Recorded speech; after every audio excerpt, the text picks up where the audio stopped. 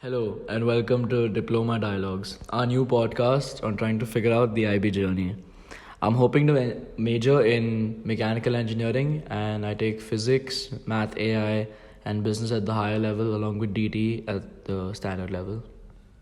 Okay, so I'm planning to do a computer science major, more specifically in game design, which is why I've taken computer science HL, economics HL, math AI HL, and my other subject is physics SL. And I plan to do engineering as well, mechanical, and that's why I've taken physics, math, AI, and design all at the higher level. Okay, so firstly, what is the IB? So the IBDP consists of three core subjects. Essentially, that's the core of the IB, which are TOK, CAS, and extended essay, which we will all cover in future episodes.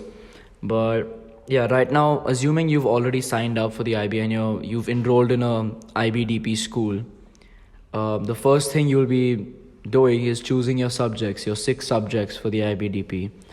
Now, out of these 6 subjects, you have to take an additional language, English, and math. These 3 are compulsory. So, like for example, I've taken physics at a higher level, math AI at a higher level, and business at a higher level. So that's 1 math, 1 science, and a humanities subject. And then I've taken design tech at the standard level, which is another science, Spanish, which is my additional language, and English at SL, which is language and literature. Yeah, so for the IB, if you're not taking a subject like music, drama, or art, you're free to choose between having 2 sciences and 1 INS subject, or 2 INS subject and 1 science. But you can only do this if you have not taken music, drama, or art. If you've taken music, drama, or art, then you can only have 1 of science and INS subject. You need to have 1 of each. You can't take 2 sciences or 2 INSs. So, like for example, none of us have taken that, which is why I think all 3 of us have 2 science, two science subjects. Yeah. I think physics is common between all 3 of us, but I've taken physics as well because it's not that required in my course because I'm doing computer science while they both are doing in mechanical engineering. So that's why I've taken computer science HR as my other science.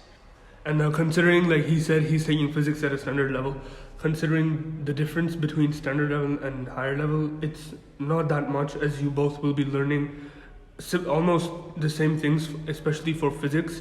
However, there are 1 or 2 units which are more HL based, and 4 or 5 units which are more inclined towards the HL course. And they're not necessarily harder, but they do require more time and effort. So only sign up for the HL courses if you know that you will put in the time towards those courses. Yeah. And for your HLs and SLs, I'd recommend taking it easy at first because even for like the first few months, you still have the availability to change between your HLs and SL subjects. And also with sufficient reason, you can even just change your subjects entirely. So for your HLs and SLs, just keep experimenting, see what's most comfortable for you, and then decide which HLs and SLs you want to take. Obviously, for college, sometimes some HLs are necessary, while so for example, for mechanical engineering, physics HLs are necessary, so that's why they take in physics HL. But just try to keep it easy for yourself at first. Try to get used to it because the IB program is completely different from what you have been doing in different boards.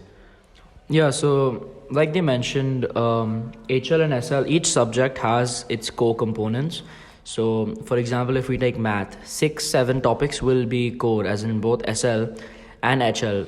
If you like AISL and AIHL will both study those core topics, but HL will go further than that, taking 3 to 5, sometimes 6 more topics, but mainly 3 to 5 topics more. So, for example, with physics, topics 1 to I believe 7 are 1 to 8 are SL, sorry, and 9 onwards are all HL topics. Yeah. Adding on to the fact that another difference between SL and HL is the amount of papers. So SL will usually have 2 papers, while HL will have an additional paper 3. So coming to business, like paper 1 and paper 2 are common in both SL and HL. But then paper 3, as in at least for now, for our batch, which is the batch of May 2024, paper 3 will only be an HL paper. So that's another difference between SL and HL. Yeah. Okay, so sometimes like your school will focus on only doing HR specific topics in that class. So during that class, and if you've taken an SL, you can just take that time to study some more on that topic itself, or study some more about different subject that you want to become more fluent in. The HL or the IB, sorry. The IBDP course also provides an additional language course to take up your own language, but that is only for if you're really proficient in that language. So let's say you spoke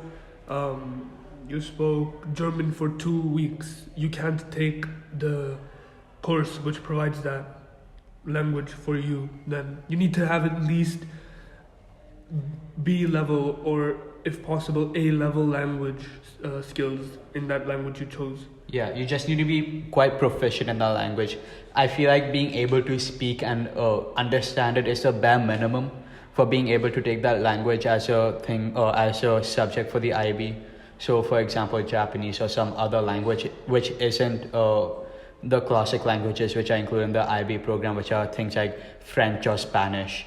So it's like that. Or Hindi. It just. So and another thing to keep in mind for HLs and SL subjects that you've taken in tests, or when you do a test, or for example your IB has to do your mock exams or your end of year exams, the grade boundaries for each subject will be different for your HLs and SLs. There might be a different, for example in physics, to get a 7 in your exam, you might need to get 70% of marks in your paper 1, but for SL it could be something like 67 or even lower. There's a slight difference, but there's also a difference in the amount of marks total in each exam. For example, for physics HL, there will be a 50 mark paper, while for SL there will be a 40 mark paper. So that's just something to keep in mind when you're doing your exams, and what things to focus on. That's also a little too far now.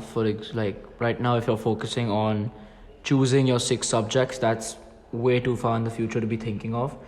Right now, say for example, you should ideally, when you choose your 6 subjects, have a broad, even vague understanding of what you want to do in college, or what do you want to study, what do you want to do in your life, what do you want to really study further in college. So for me, I was very clear that I wanted to get into engineering, and I had a really big, I still do, I have a major interest in cars, so I wanted to get into automobile engineering. So we had to choose our subjects by the end of 10th grade. So at that point I knew that I wanted to study automobile engineering in college. So then I went and spoke to the college counselors, who advised me to, instead of taking automobile engineering, they said you can choose your subjects you can choose subjects that relate to that, but they suggested that I should take mechanical engineering in college, which is a far broader subject. So it doesn't limit me. It in fact increases my opportunities. So yeah, ideally when you choose your subject, you should have a broad idea of what you want to do in your further studies. So like for example, I wanted to do mechanical engineering. So I chose physics and math at the higher level and DT at a standard level, because that I thought those subjects would give me the skills required, the skills that would also be covered in my college course. So it would give me a little bit of a head start, as I would have the preliminary understanding that's required. But for example, if you're doing something like business, you want to become an entrepreneur, then you would obviously take business at the higher level, and AI math, because AI math covers topics like financial math, and it covers basically a lot of the syllabus that's required to be an entrepreneur, to be in the business field. Yeah. So when you choose your subjects, you should choose them in a manner that you know what you want to study, and that they complement your course that you want to take in college. Yeah. So you don't need to be super specific about what you want to do at the start.